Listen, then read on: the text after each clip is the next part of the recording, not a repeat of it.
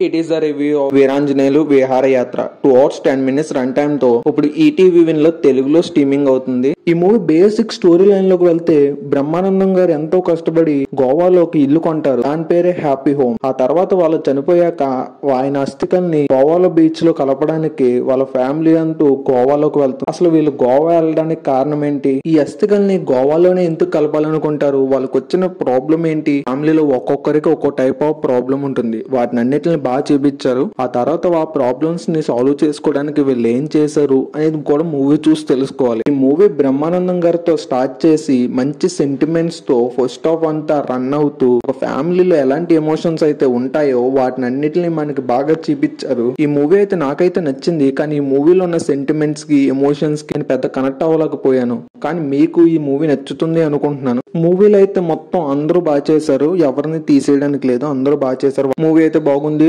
ఫ్యామిలీతో చూడొచ్చు. Adult content ఏం లేదు. ఈ వీడియో కూడా మీకు నచ్చితే లైక్ చేసి ఛానల్ సబ్స్క్రైబ్ చేసుకోండి.